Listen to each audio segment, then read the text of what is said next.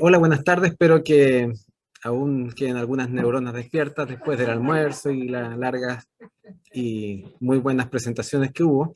Antes que nada, el agradecimiento a la Liga Chilena contra la Epilepsia por la oportunidad que me ha dado de participar y principalmente a la doctora Fabres, que siempre ha tenido muy buena onda conmigo. ¿Ya? Bueno, vamos a ver algunas cosas referentes a epilepsia en la mujer. No sé si acá hay ginecólogos, no veo, pero matronas, ¿habrá alguna? Tampoco. O en línea puede ser, claro. Pero ¿Ya? vemos hartas Vamos, mujeres. hartas mujeres, sí, eso es importante. ¿Ya? Evidentemente no va a ser posible abarcar todo, pero vamos a ver algunas cosas puntuales como un recuerdo fisiológico pequeño, la interacción entre hormonas y epilepsia, disfunciones en mujeres con epilepsia, algo de anticoncepción, embarazo y epilepsia, y ya más bien en relación a la menopausia, la salud ósea y epilepsia. ¿Ya?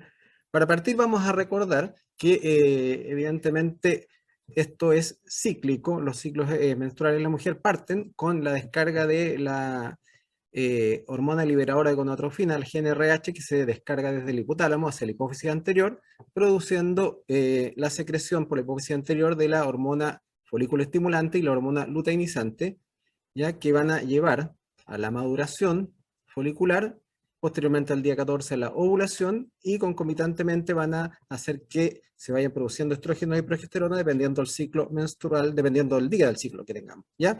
En la curva podemos ver acá que durante la primera fase del ciclo menstrual hay un aumento de la FSH y después hay un pic en verde de la hormona luteinizante concomitantemente con un aumento de los estrógenos, lo que va a producir la evolución, ¿ya?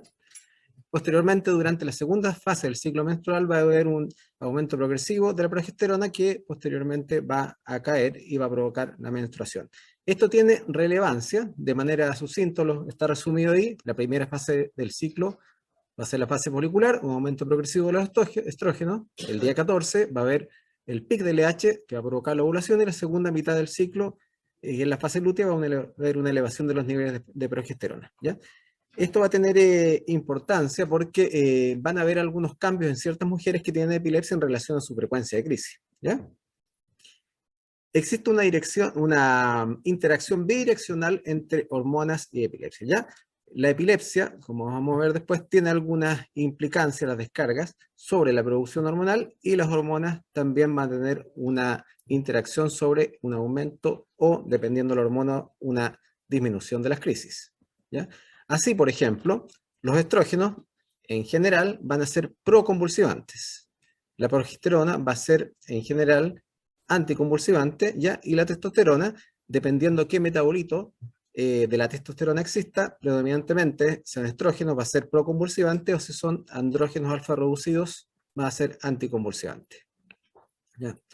Ahora, como hablaba recién, sobre las hormonas, la epilepsia también va a tener una interacción, porque se ha visto que cuando existen descargas epileptiformes, existen unas conexiones que son desde la región temporal hacia el hipotálamo, y esto puede alterar este eje que hablaba hormonal de la hormona liberadora de la GnRH y los niveles de LH-FSH, y eso va a alterar el equilibrio hormonal de estrógenos y progestágenos, produciendo un desbalance. No sé si ahí la conocen a ella. Ella es Katy Cook, es una mujer irlandesa que tiene una epilepsia frontal refractaria, tiene entre 15 a 20 crisis al día, ¿ya? Y a pesar de ello hace una vida muy normal. Es maratonista, como tenía tantas crisis, se caía durante las carreras, necesitaba a alguien que la acompañara, y la acompaña para correr su neurólogo. Yo creo que no sería capaz, pero si hay alguna paciente con epilepsia que juegue billar o pool, ¿ya? Ella tiene 15 a 20 días, crisis al día, tiene una epilepsia frontal refractaria que, como comentaba antes, al principio en las charlas de la mañana, no tiene un posictal prolongado, por lo tanto ella se cae y vuelve a correr, ¿ya? Pero hace una vida normal, está emparejada y es universitaria. Y habitualmente participa de carreras que son promoviendo contra la epilepsia, ¿ya? Katy Cook se llama, si quieren googlearla. Hay muchos videos de ella, ¿ya? Ahora, ¿tendrá importancia en la frecuencia de las crisis esto hormonal que hablábamos? Me recordé de una paciente que controlo, que es una mujer que tiene 32 años, tiene un retraso mental severo y una epilepsia sintomática, ¿ya? Por una encefalopatía hipóxica neonatal. Tiene crisis convulsivas en frecuencia de 2 a 3 al día durante los días de su regla. Tiene ciclos regulares, no usa método anticonceptivo, ¿ya? Y sus fármacos en uso son carbamazepina, en las dosis que están mostradas ahí, ácido valproico, levetiracetam y diazepam. Entonces, ¿será factible agregarle otro como anticonvulsivante? Probablemente no, ¿ya? Lo que tiene esta mujer es una epilepsia que tiene una exacerbación claramente catamenial, ¿ya? Las crisis catameniales hay varias definiciones, pero en general se refiere a crisis epilépticas que cambian su frecuencia o aparición de crisis en relación al ciclo menstrual, ¿ya? Como vemos en los gráficos, ¿ya? En azul está la línea que muestra a través del ciclo menstrual el aumento de los estrógenos, y en rojo están los progestágenos, ¿ya? Y en rojo, la fecha roja que está acá, es el día de la regla, ¿ya? De esa manera podemos definir tres tipos de patrones. El patrón C1, que va a ser las crisis catameniales que ocurren los días previos o durante la menstruación. El patrón C2, que va a ser aquellas mujeres que tienen un aumento de sus crisis durante la ovulación. Y el patrón C3, que va a ocurrir en aquellos ciclos que son anovulatorios. Como lo vamos a ver un rato después, es bien frecuente en las personas con epilepsia los ciclos anovulatorios secundarios a síndrome de ovario poliquístico, ¿ya? Ahora, en este caso clínico que les presentaba, hay varias alternativas, ¿ya? Una de las alternativas como más antigua, no se sabe muy bien la causa, pero mejoran a veces los pacientes su frecuencia de crisis, es el uso de acetosolamida, que es un fármaco que es inhibidor de la anhidrasa carbónica y que también tiene un efecto diurético, ¿ya? Se ocupa en dosis de 250 a 500 miligramos 2 veces al día, 7 días, según el diario de crisis antes de las reglas, ¿ya? Otro fármaco que también ayuda, especialmente cuando hay ciclos que son irregulares, es regularizar los ciclos a través del uso de medroxiprogesterona. No sé muy bien si está disponible actualmente la de 150 miligramos, que era la que tenía el nombre comercial de depoporadazone, o actualmente solo existe la de 104, que es la Sayana, pero eso permite regularizar los ciclos y en ciertas personas se inyecta trimestralmente, puede reducir la frecuencia de crisis, ¿ya? El clobazam también se puede ocupar por 10 días antes del aumento de las crisis, la progesterona oral en los ciclos de patrón C1, ¿ya?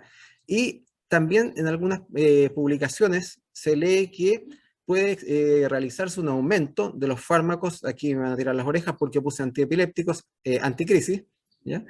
Previo al aumento de las crisis. Eso yo la verdad es que tendría un poco de precaución, ¿ya? Porque hay ciertos fármacos como la carbamazepina, la fenitoína y otros que pueden producir cierto tipo de toxicidad si se aumentan repentinamente, ¿ya?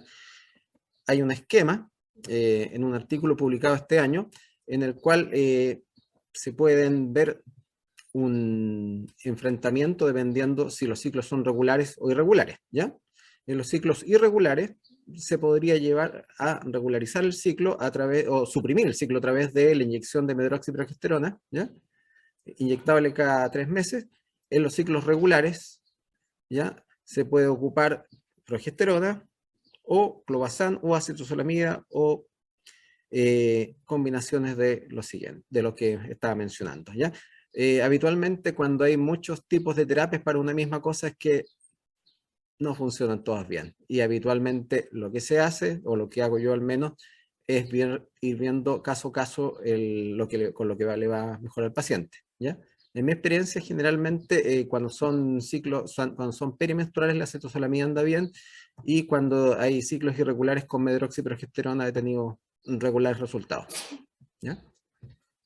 Ahora, no hay que olvidar que la medroxiprogesterona va a producir, cuando se quiera volver a la fertilidad, un retraso aproximadamente un año, y produce también pérdida de calcio óseo, y también provoca eh, atrofia endometrial, ¿ya? En un uso prolongado. Otro problema que ocurre con frecuencia y que rara vez, especialmente cuando somos varones, los neurólogos que atendemos a las personas nos cuentan, son las disfunciones sexuales en las mujeres. Y bueno, y en realidad no sé para qué andamos con cosas si uno rara vez lo pregunta, ¿ya?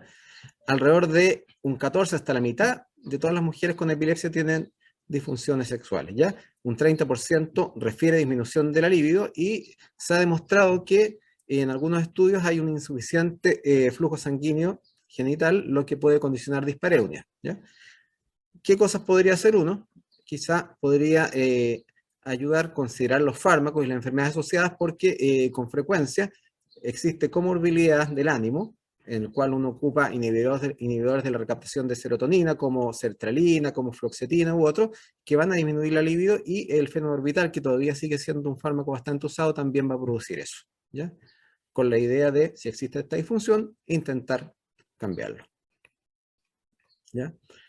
La fertilidad en las mujeres con epilepsia también está disminuido, ¿ya? La infertilidad la vamos a definir como la imposibilidad de concebir después de un año de vida sexual activa sin usar anticonceptivos, ¿ya? Va a ser 2 a 3 veces más que en la población general y, bueno, van a haber varios factores, entre ellos los principales, la politerapia farmacológica, ¿ya? Y los ciclos anovulatorios, que van a estar dados principalmente por el síndrome del ovario poliquístico, ¿ya? Esto es algo súper conocido, ¿ya? La población general, hasta un 7% de las mujeres lo sufren, ¿ya? Se va a caracterizar clínicamente por irregularidad menstrual de todo tipo, polimenorrea, oligomenorrea, amenorrea, pueden encontrarse, pero no necesariamente en la ecografía, ovarios poliquísticos, ¿ya? Va a haber signos de hiperandrogenismo, como acné, hirsutismo, ¿ya? Habitualmente esto lo manejan los endocrinólogos y los ginecólogos y debieran descartarse otras causas, ¿ya? Y el problema principal en las personas que tienen epilepsia es que si en la población en general es de un 4 o un 7%, en las mujeres con epilepsia alcanza hasta 1 de cada 4 mujeres, un 10 o un 25%. Sin embargo, si la mujer ocupa ácido valproico, esto puede llegar hasta un 70%, ¿ya? Por lo tanto, las mujeres en edad fértil, uno debería pensarlo 2 veces antes de ocupar ácido valproico. El manejo del síndrome de ovario poliquístico, ¿ya? Es sencillo decirlo, no es muy fácil lograrlo. En los pacientes que tienen sobrepeso, llevarlo a un peso normal. El cambio, ahí lo cambié, doctora, le puse fármaco anticonvulsivo, ¿ya? El cambio del fármaco anticonvulsivo, cuando sea posible, si contribuye al sobrepeso, sabemos que algunos GABAérgicos y también el ácido valproico, sobre todo, producen aumento de peso, ¿ya? Y en los pacientes que tienen peso normal, regularizar los ciclos menstruales mediante anticoncepción oral. Vamos a ver otro caso clínico, ¿ya? Que es una mujer de 22 años, estudiante, tiene diagnóstico de epilepsia mioclónica juvenil y usa ácido valproico de liberación retardada, 500 miligramos, 2 en la noche. No tiene cruces convulsivas por 3 años, pero a veces cuando trasnocha estudiando o carreteando, tiene mioclonías de las manos ocasionales por las mañanas. Vive en pareja con un varón de 22 años, ¿ya? No tienen planes de paternidad a corto plazo, pero quizás sí en 3 o 4 años más. Ahí tenemos que pensar en varias cosas, ¿cierto? ¿Ya? Lo primero, si no quieren ser padres todavía, la anticoncepción, ¿ya? Y la anticoncepción de las mujeres con epilepsia es todo un tema, ¿ya? Un 40% o más de las mujeres con epilepsia tienen embarazos no planificados. Ese es un clásico que llegan al policlínico diciendo que van a embarazarse a lo mejor y al siguiente control ya llegan con guatita, ¿ya? Un tercio de los pacientes con epilepsia, mujeres, dicen no haber recibido nunca asesoría relacionada a embarazo y crisis, ¿ya? Y en eso tenemos que hacer nosotros como personal de salud un mea culpa, ¿ya? Como hablábamos delante, hay una relación bidireccional entre epilepsia y hormonas, pero también hay una relación bidireccional entre hormonas y anticonvulsivos, ¿ya?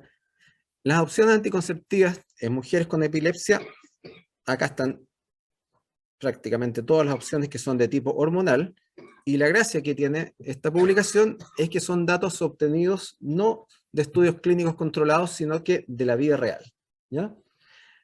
Y así vemos que las píldoras orales que son combinadas, por ejemplo, la típica, que es de estrógeno más progestágeno, tiene una tasa de falla hasta un 7%, ¿ya?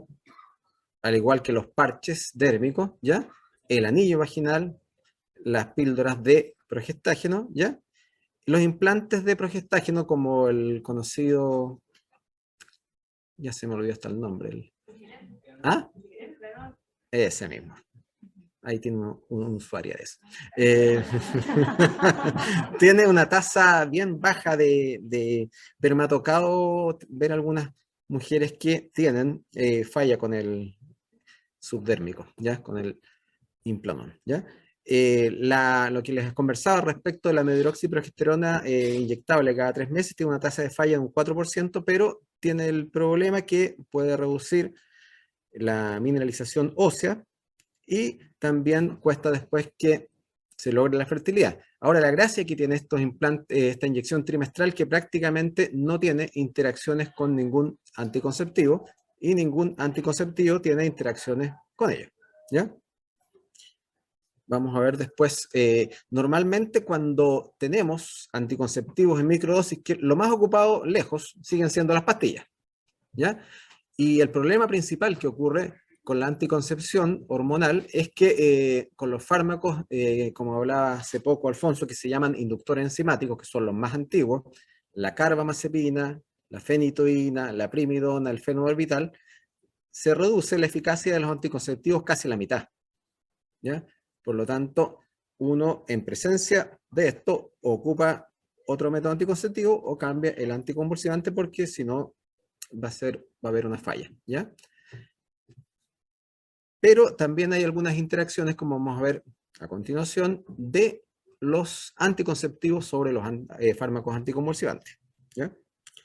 Hay otros métodos anticonceptivos que son no hormonales, ¿ya? De los cuales, bueno, los primeros que salen mencionados ahí, como el coito interruptus, el condón masculino, el condón femenino, no son muy recomendables. Uno de cada 5 falla, un 20% casi, ¿ya? Lo que generalmente se propone, cuando es posible, por condiciones ginecológicas, son los dispositivos intrauterinos, ya sean los dispositivos intrauterinos no medicados o lo que es bien conocido el dispositivo intrauterino que es medicado, que se llama el Mirena, ¿ya? Que tiene una tasa de falla súper baja, ¿ya? Menos de un 1%. Evidentemente, si ya ha habido paridad completa, la vasectomía y la ligación tubaria son los métodos de elección. Ahora, con respecto a los efectos que tienen al revés, los anticonceptivos sobre los fármacos, de nuevo me quedo aquí, fármacos antiepilépticos, anticonvulsivos, anticrisis, ¿ya? La interacción más relevante y que uno lo ve en la clínica es con la lamotrigina, ¿ya?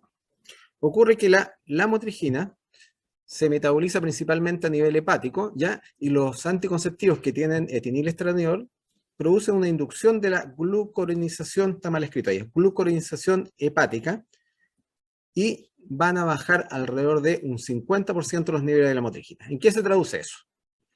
Si la mujer está bien controlada, una dosis estable de la lamotrigina, y comienza a tomar este tipo de anticonceptivo, es probable que los niveles al bajar van a aparecer crisis nuevamente, ¿ya?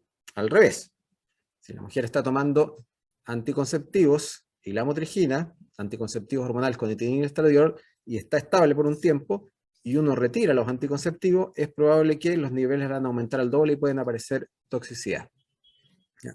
Por eso hay que tener en cuenta eso, ¿ya? Ahora, los anticonceptivos, como les mencionaba, que solamente tienen progestágeno, no alteran los niveles plasmáticos de la lamotrigina. Ya. Casi para terminar, vamos a hablar un par de palabras sobre el embarazo en mujeres con epilepsia, ¿ya? Durante el embarazo existen varios cambios en el cuerpo femenino que van a llevar a cambios también en las concentraciones y en la eficacia de los anticonvulsivantes, ¿ya?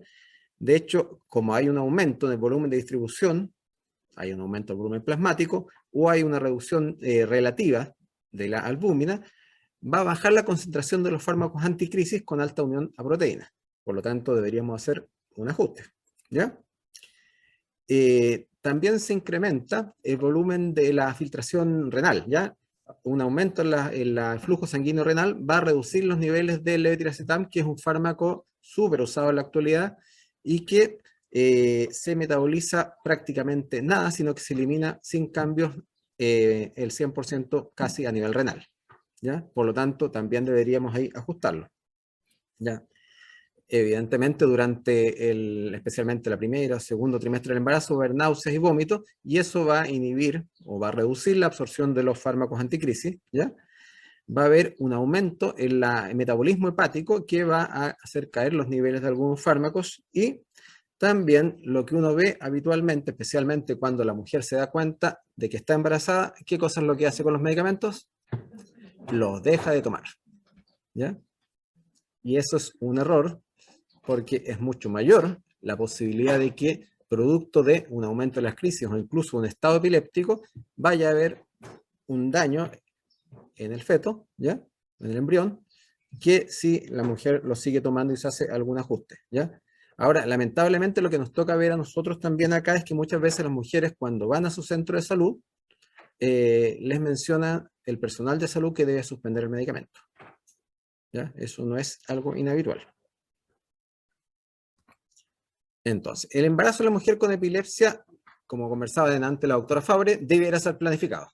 La verdad es que en realidad lo ideal es que cualquier mujer tenga epilepsia, no debe ser planificado, pero a veces llegan por obra del Espíritu Santo. Bueno, ahora el riesgo teratogénico en general es bajo, ¿ya? La gran mayoría de los recién nacidos nacen normales, ¿ya? La tasa de malformaciones congénitas en la población en general va más o menos alrededor de un 2 o un 3%, ¿ya? Ahora, para tratar de evitar también este riesgo teratogénico asociado a algunos fármacos, como lo vamos a ver en unas par de diapositivas más, se promueve el uso de ácido fólico, cuya dosis exacta no se conoce, pero va generalmente entre 4 o 5 miligramos al día, ¿ya? No efectuar suspensión brusca de los fármacos anticrisis, por lo que hablábamos recién, ¿ya? Es importante tratar de controlar las crisis, especialmente si son crisis convulsivas, ¿ya? Hay otro tipo de crisis que probablemente no van a alterar el flujo uteroplacentario, y eso es importante controlarlos, pero no es tan relevante como si fueran crisis convulsivas tónico-clónicas, ¿ya? Idealmente, en una mujer que está embarazada debiera existir monoterapia, un tipo de pastilla y en la dosis más baja efectiva, ¿ya? Y esto idealmente controlado con niveles plasmáticos, ¿ya? Hay algunas guías que promueven, las guías americanas, que durante el embarazo, pero eso es no llevable a la práctica, creo yo, debiera tener una mujer niveles plasmáticos mensuales de algunos fármacos, ¿ya? Generalmente lo que hace uno es tomarlas trimestrales, ¿ya? Debieran monitorizarse de todas maneras estos niveles plasmáticos y, si es necesario, vigilar las interacciones también con otros medicamentos, ¿ya? Evitar el ácido valproico lo posible, pero lamentablemente hay algunas personas en las cuales el único fármaco que va a hacer quitar las crisis va a ser el ácido valproico, y ahí deberíamos ocupar dosis menores a 700 miligramos al día, e idealmente ácido valproico de liberación prolongada, ¿ya? Estas son cifras del EURAP, ¿ya? Donde vemos que el fármaco que tiene menor porcentaje de malformaciones congénitas es el levetiracetam, un 2,8%, que visto, como les mencionaba con las cifras hace poco, es casi un factor protector, que es un 3% de la población en general, ¿ya? Pero fíjense, la lamotrigina es similar, ¿ya? Y hay algunos que uno los demoniza, como el ácido valproico, es un 10%. Pero el problema que tiene esta tabla, según yo veo, es que el rango de dosis es súper amplio, ¿ya? Como vemos ahí, la motrigina va de 25 miligramos al día, que nadie va a ocupar 25 miligramos, hasta 1300, ¿ya? El levetiracetam va de 250 a 4000, o sea, metieron todos como una bolsa de gato, ¿ya? Si uno los ve de acuerdo a las dosis, ¿ya? Esto es del mismo estudio, ¿ya? Si ocupamos la motrigina en dosis menor a 325 miligramos, la tasa va a ser súper baja, 2,5. Y más de 325 es un 4,3, que también es una tasa relativamente baja, ¿ya? Con carbamazepina, un 4,5, ya se nos sube un 50% respecto a la tasa general, ¿ya? Si ocupamos en más de 700 miligramos va a subir un poco más, ¿ya? Y el ácido valproico evidentemente sigue siendo el fármaco al cual uno le tiene más cuidado, y además de provocar malformaciones congénitas mayores, durante el último tiempo se hablaba harto respecto de la teratogenicidad cognitiva, ¿ya? que se ha visto que las mujeres que están expuestas durante el tercer trimestre a ácido valproico, sus hijos tienen una mayor tasa de trastornos del espectro autista y también tienen mayor porcentaje de dificultades en el aprendizaje, ¿ya? Ahora, cuando el ácido valproico, en este estudio, se vio que ocupaban 650 miligramos al día o menos, la tasa era un 6%, con 650, 1450, un 11%, y ya 1450 miligramos, que la verdad es que no es una dosis tan alta, involucraría tomar una pastilla de 500 miligramos 3 veces al día, es un 25%, y eso ya sería no llevadero, ¿ya? ¿Por qué? 25% es una de cada 4 mujeres, ¿ya? Y el fenoorbital, que muchas veces uno lo ocupaba con la mano más suelta, por así decirlo, ya con dosis de 80 a 130 miligramos produce un 6% de malformaciones congénitas mayores, ¿ya?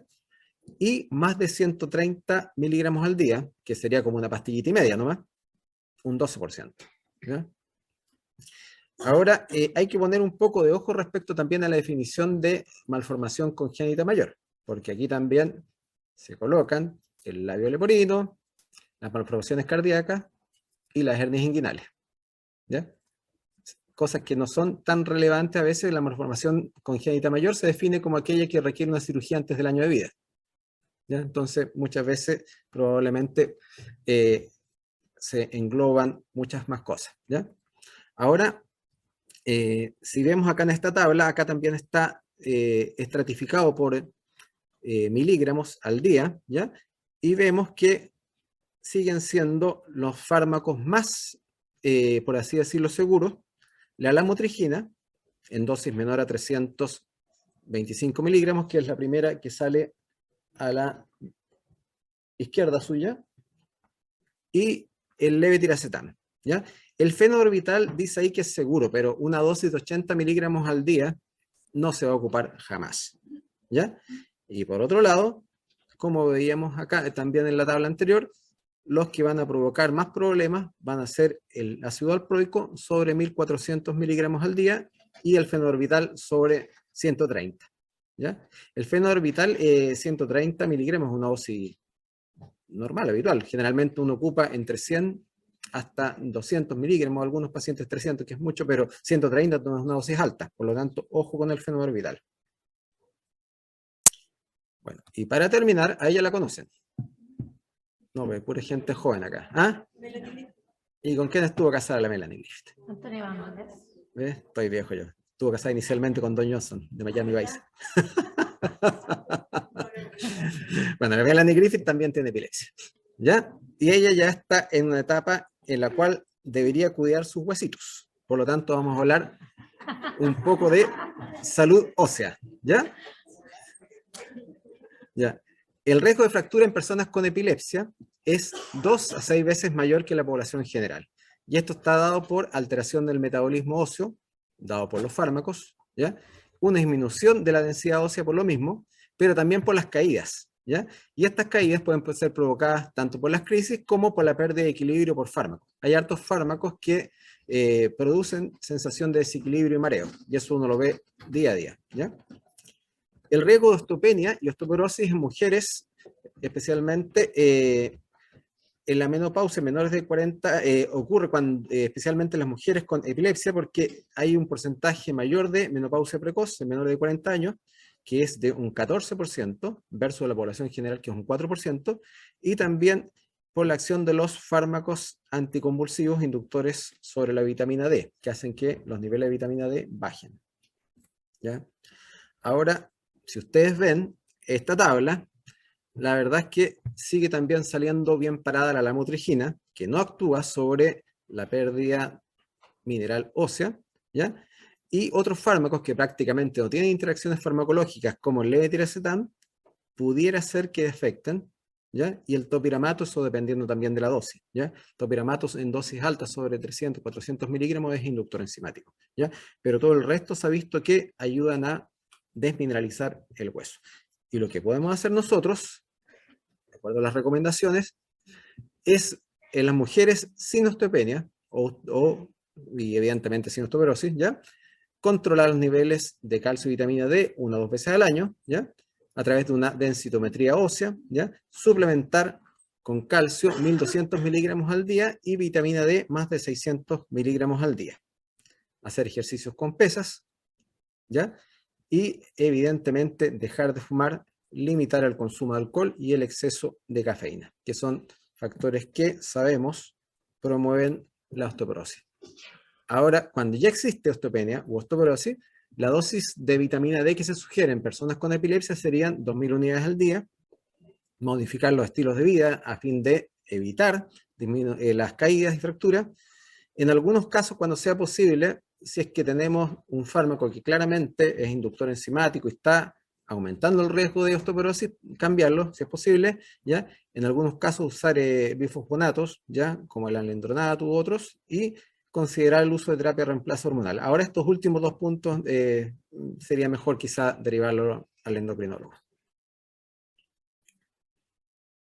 Lo más importante, y ese es el mensaje que me gustaría que quedara, es que todas estas cosas quizá no sean tan complejas y muchas veces las dudas que tienen las mujeres por diferentes razones no las van a exponer en una primera o una segunda consulta. Por lo tanto, es nuestra misión como personal de salud hablar de estos temas en los pacientes con diagnóstico de epilepsia. Muchas gracias.